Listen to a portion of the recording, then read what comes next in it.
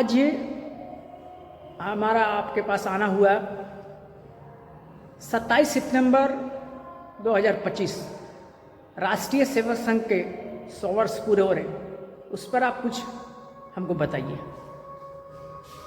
100 वर्ष पूरे हो रहे हैं तो जिसने देश के आज़ादी के आंदोलन में हिस्सा नहीं लिया, इसके नागपुर मुख्यालय पर हाल तक तिरंगा झंडा नहीं फहराया गया और इसके जो 100 साल के कारनामे हैं वो दंगा फसाद सांप्रदायिक उन्माद ये फैलाने का इसने काम किया। इससे जुड़े लोगों ने ही हमारे राष्ट्रपिता महात्मा गांधी की हत्या की और आज जब 100 साल होने पर ये डाक टिकट जारी कर रहे हैं और सिक्का जारी कर रहे हैं, उस सिक्के में भी इन्होंने हिंदू देवी का प्रतीक बनाया है और हमारे प्रधानमंत्री आरएसएस के प्रचारक के रूप में काम कर रहे हैं। ये संविधान विरोधी है और हम इसकी कड़ी निंदा करते हैं।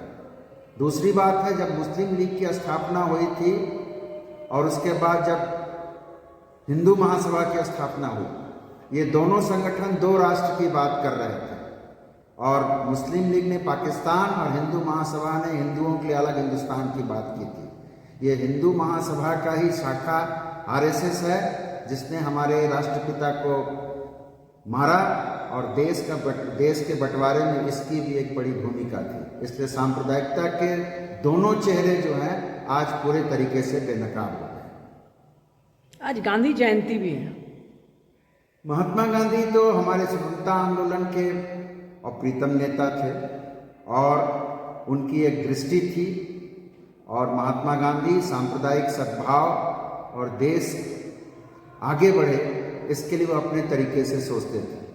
हालांकि गांधी जी की सब बातों से हम वाम पक्ष के लोग सहमत नहीं हैं, लेकिन राष्ट्रीय आंदोलन में उनकी भूमिका को निभाया नहीं जा सकता है। साउथ अफ्रीका से लौटकर वो सूट बूट वाला आदमी एक घुटने तक धोती पहनकर चंपारण के किसानों को मुक्ति कराने के लिए निकला और वो आंदोलन असहयोग आंदोलन का नेतृत्व किया और गांधी इस देश की आज़ादी में एक महत्वपूर्ण हस्ती थे। आज 2 अक्टूबर के दिन हम उन्हें याद करते हैं, उनकी स्मृति को हम सलाम करते हैं, उन्हें श्रद्धांजलि देते हैं। एक अंतिम सवाल, आने वाले दिनों में आप आरएसएस से कैसे निपट पाएंगे, कैसे उसकी विरोध करेंगे? देखिए, आरएसएस और आरएसएस के जितने भी संगठन हैं, हमारा अभियान चल रहा है। हम उससे वैचारिक रूप से, सांस्कृतिक रूप से उसके खिलाफ हम अभियान चलाते रहेंगे और हमें उम्मीद है कि देश की जनता जो कि सांप्रदायिक सद्भाव में और देश की एकता में विश्वास करती है, वो उसके मंसूबों को चकनाचूर करेगी। वाम पक्ष के लोग हमेशा आरएसएस की विचारधारा के खिलाफ लड़ाई के अग्रिम मोर्चे पर हैं और रहेंगे। आपका परिचय?